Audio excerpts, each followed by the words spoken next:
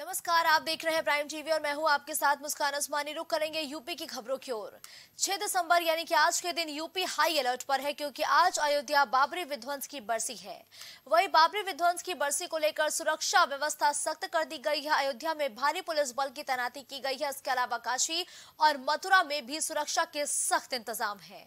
मथुरा में हिंदुवादी संगठनों ने धार्मिक कार्यक्रमों का ऐलान किया है। इस दौरान कोई अप्रिय घटना न हो सके, इसके लिए जिला प्रशासन एक्शन मोड में नजर आ रहा है। बता दें कि मंगलवार की शाम को सुरक्षा एजेंसियों ने आसपास के होटल, ढाबे, रेस्टोरेंट और धर्मशाला में चेकिंग अभियान चलाया। वहीं बीडीएस और डॉग स्क्वाड के साथ ही पुलिस पीएससी टीम के साथ कमांडो मौजूद रहे और मंदिर के आसपास आने जाने वाले सभी रास्तों पर विशेष निगरानी रखी गई है।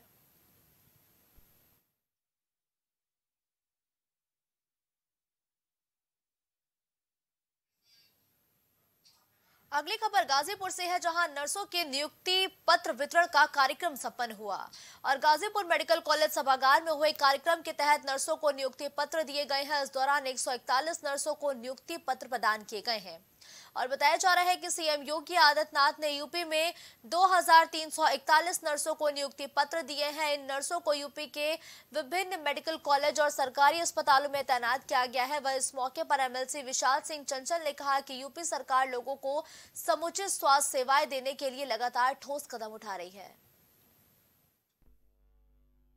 पूरे प्रदेश में 2341 नर्स की नियुक्ति हुई है। इसमें से 141 नर्स की हमारे यहाँ नियुक्ति हुई है और ये परमानेंट नर्सिंग कैडर की भर्ती है, जो कि अब जिससे कि यहाँ पे नर्सिंग की समस्या बहुत जल्दी ही दूर हो जाए। अब तो दूर हो ही गई। रेगुलर मरीजों का उपचार में, उनकी केयर में बहुत ही अच्छी और बहुत अच्छे तरीके से उनका इलाज किया जाएगा और उनको देखभाल की जाएगी। आज पूज्य महाराज जी के द्वारा लखनऊ में 2000 कुछ नर्सों का स्टाफ नर्स का नियुक्ति हुआ है। उसके अंतर्गत गाजीपुर में करीब 141 नियुक्ति पत्र गाजीपुर में थे। तो उसी के इस कार्यक्रम में मैं यहाँ गाजीपुर से जुड़ा हुआ था। महाराज जी लोक भवन से नियुक्ति पत्र बांट रहे। कितने लोगों को दिया गया काम? करीब यहाँ 61 लोगों को हम लोगों ने नियुक्ति पत्र बांटे हैं और ये बड़ा सौभाग्य की बात है कि मऊ, बलिया, गाजीपुर आसपास के जिले के ही लोग हैं, बच्चे हैं, तो सबको यहीं पे अपने बगल के ही जनपद में नौकरी मिली है। आज बाबा साहब भीमराव अंबेडकर का परिनिर्वाण दिवस है। इस मौके पर बसपा सुप्रीमो मायावती ने डॉक्टर भीमराव अंबेडकर की प्रतिमा पर माल्यार्पण कर पुष्प अर्पित किए हैं और प्रार्थना सभा में बैठकर बसपा सुप्रीमो मायावती ने प्रार्थना भी की है।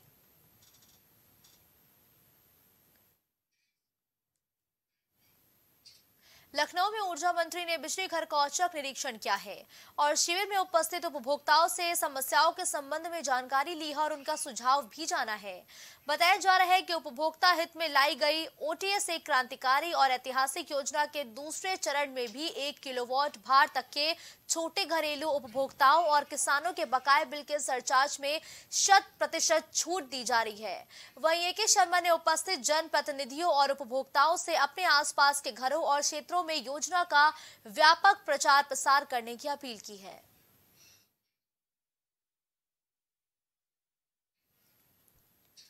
राज्यसभा सांसद दिनेश शर्मा बुलंदशहर विधानसभा विस्तारक प्रशिक्षण वर्ग कार्यक्रम में पहुंचे, जहां मध्य प्रदेश, राजस्थान, छत्तीसगढ़ की जीत पर उन्होंने कहा कि ये सनातन की जीत हुई है। राजस्थान, छत्तीसगढ़ में कांग्रेस भ्रष्टाचार की वजह से ही हारी है। छत्तीसगढ़ है, ये कांग्रेस के कुशासन के कारण, भ्रष्टाचार के कारण उनकी पराजय हुई और मध्य प्रदेश में शिवराज जी का और बीजेपी का सुशासन और मोदी मंत्र, इनके कारण विजय हुई। कांग्रेस को ये बात बेहतर समझनी चाहिए कि अपशब्दों का जितना प्रयोग मोदी जी के बारे में करेंगे, जनता उसका जवाब वोट के कानपुर में हल्की बारिश हुई, जबकि लखनऊ में बादल छाए हुए हैं। साथ ही 24 घंटे में यूपी के 24 जिलों में कुल 2 मिलीमीटर बारिश हुई है, जहां मौसम विभाग का पूर्वानुमान है कि साइक्लोन मिचौंग आंध्र तट से टकराकर उत्तर दिशा में बढ़ा है और यूपी में इसके असर से बारिश का दौर थम सकता है और आज से अगले 4 दिनों तक तापमान भी बढ़ सकता है। वहीं बुधवार को भी यूपी के 9 जिलों में बारिश का अनुमान है, इनमें पूर्वांचल के जिले शामिल हैं।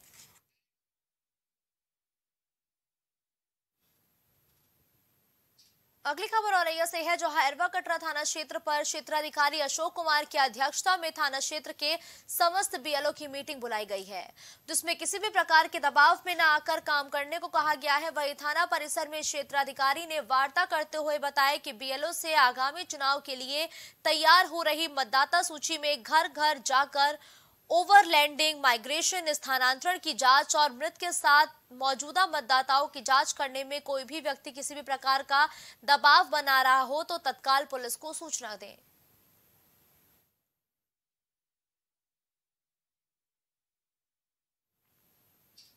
अगली खबर हरदोई से है, जहां हरियावा में स्थित डीसीएम शुगर मिल में उस समय हड़कंप मच गया जब एक मजदूर चीनी मिल की मशीन पर काम करते समय मशीन की बेल्ट में हाथ फंस जाने से घायल हो गया है, जिसके बाद आनन फानन में मजदूर को इलाज के लिए हरदोई मेडिकल कॉलेज लाया गया, जहां पर मजदूर की हालत को गंभीर देखते हुए उसे लखनऊ के लिए रेफर कर दिया गया है।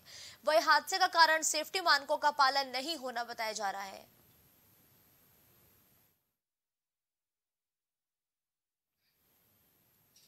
मैनपुर जनपद के करहल निवासी पीड़ित ने बेटी के साथ मारपीट कर लहूलुहान करने का शिकायती पत्र देते हुए बताया कि बेटी की शादी बीते लगभग 8 साल पहले एरवा कटरा थाना क्षेत्र के ग्राम आझारा निवासी युवक से कराई गई थी और शादी के बाद से ही दामाद बेटी को अतिरिक्त दहेज को लेकर प्रताड़ित करता था, जिसकी शिकायत मिलने पर कई बार मामले को लेकर आसपास में बैठक भी की गई है, सुलझाया भी गया है।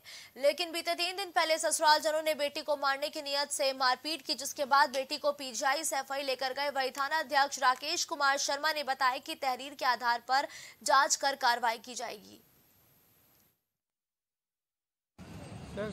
थाना एरवा कटरा में अपनी बेटी की शिकायत लेकर आया हूँ। मेरी बेटी के साथ ग्राम अजहारा के जितेंद्र कुमार, अजहारा थाना एरवा कटरा जी, जिसमें जितेंद्र कुमार पुत्र अशोक कुमार और उसकी मां अनीता पत्नी अशोक कुमार ने मेरी बच्ची के साथ मिलकर बहुत मारपीट की, जिससे उसके शरीर में काफ़ी चोटें आई हुई। इसको आप देख सकते हैं। मैंने इसको आनन फानन में सैफई हॉस्पिटल में भर्ती करवाया। उसके बाद हम इसको लेके यहाँ पर शिकायत लेके आए हैं। साहब भाई किस बात को लेकर मारपीट हुई, क्या बेटी ने कुछ बताया? मैंने शादी इसकी बड़ी धूमधाम के साथ की और पर्याप्त मात्रा में अपनी सहमति के अनुसार मैंने इसको दान दहेज किया। शादी के बाद ये लोग इसको प्रताड़ित करने लगे, मारने पीटने लगे और कहने लगे। कितने वर्ष हो गए शादी के? शादी की साहब हो गई लगभग 6 वर्ष हो गए। सर कुछ नहीं, बर्थडे को लेके ये सब लोग बर्थडे पे मैं गई हुई थी। सारे लोग मेरे घर से गए हुए थे, वहाँ से सब लोग आए और मेरी मारपीट की इन लोगों ने। मेरी सास ने, मेरी ससुर और मेरा हस्बैंड। क्या नाम है? हस्बैंड का नाम जितेंद्र और उसकी माँ का नाम अनीता और पापा का नाम अशोक। अच्छा। तो सर मैंने जैसे कि मेरे घर वालों से बात भी नहीं करने देते थे ये लोग। मैं जैसे कहती थी मेरे पापा से बात कराओ तो ये नहीं करेगी।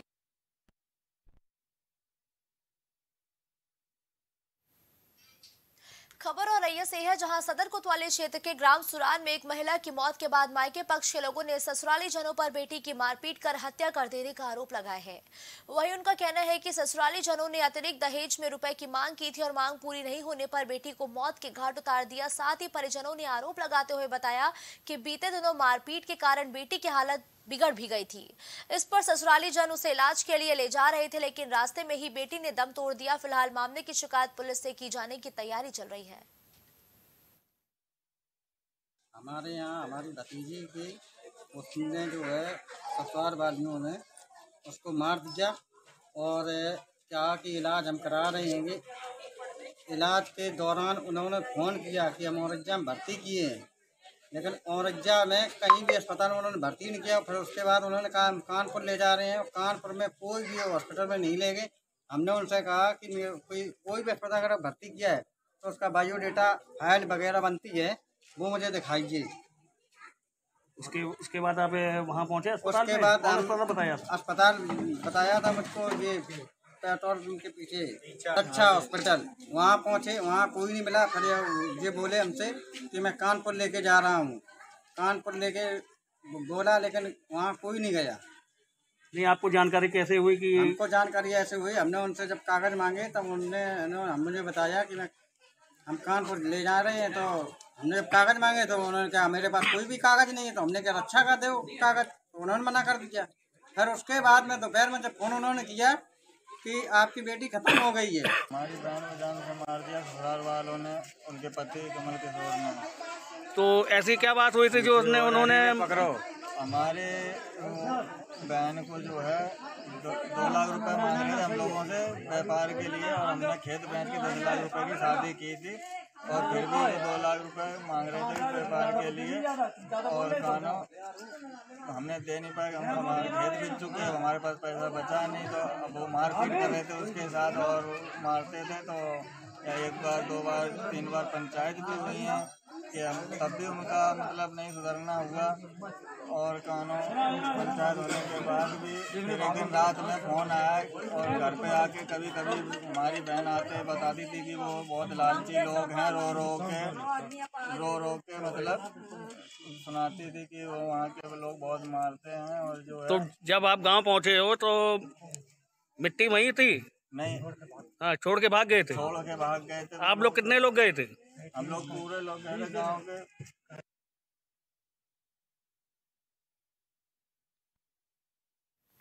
अगली खबर बुलंदशहर से है, जहां कोतवाली देहात क्षेत्र के चांदपुर तिराहे पर दर्दनाक सड़क हादसा हुआ, जो कि सीसीटीवी कैमरे में भी कैद हो गया है। बताया जा रहा है कि तेज रफ्तार ट्रक ने गन्ने से लदी ट्रैक्टर ट्रॉली में टक्कर मार दी और हादसे में गन्ने से लदी ट्रैक्टर ट्रॉली के परखच्चे उड़ गए। साथ ही सड़क हादसे में ट्रैक्टर का ड्राइवर घायल हो गया। फिलहाल पुलिस मामले की जाँच में जुटी है।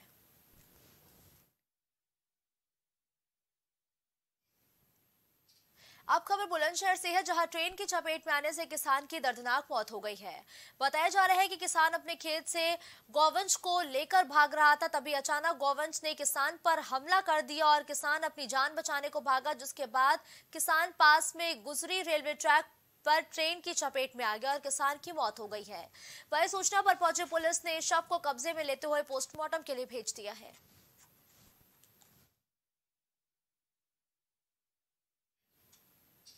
देवरिया के कुकुंदू थाना क्षेत्र के ग्राम परसिया मिश्र के ग्राम प्रधान अशोक मिश्रा के कुछ दिनों पहले अज्ञात पिकअप से ठोकर मारकर हत्या की साजिश रची गई थी और कोतवाली पुलिस ने तहरीर के आधार पर आरोपियों पर मुकदमा दर्ज किया था, जिसके बाद देवरिया एसपी संकल्प शर्मा ने अपराध और अपराधियों पर अंकुश लगाए जाने के तहत अभियान चलाए थे और इसी अभियान के तहत अपर पुलिस अधीक्षक राजेश सोनकर के नेतृत्व में मुखबिर की सूचना पर नयारा पेट्रोल पंप पास से मुख्य 2 आरोपियों को गिरफ्तार कर सलाखों के पीछे भेज दिया गया है। बताया जा रहा है कि ग्राम प्रधान अशोक मिश्रा की हत्या एक साजिश के तहत रची गई थी, जिसमें अब तक 3 लोगों को पुलिस ने गिरफ्तार कर लिया है।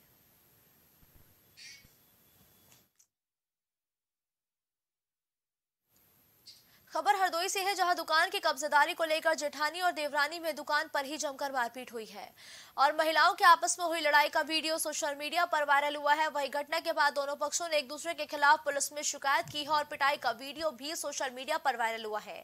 वीडियो वायरल होने के बाद पुलिस ने पूरे मामले में थाने को जांच करके उचित कार्रवाई करने के निर्देश दिए हैं। यह वीडियो संज्ञान में आया है, ये थाना सांडी का बताया जा रहा है। इसमें कस्बा सांडी में एक मिठाई की दुकान है, वहीं का है, जहां पर देवरानी और जेठानी इन दोनों के बीच दुकान की कब्जेदारी का विवाद है। उसी को लेकर ये वीडियो में मारपीट करते हुए दिखाई जा रहे हैं। उपरोक्त मामले थाना स्थानीय स्तर से जांच में विधिक कार्रवाई से प्रस्तुत है।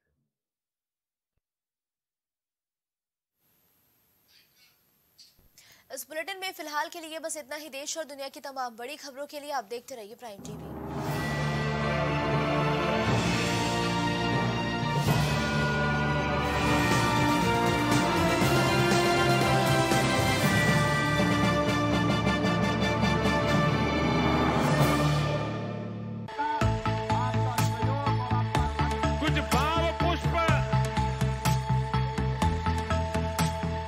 आप देख रहे हैं प्राइम टीवी, सच साहस सरोकार।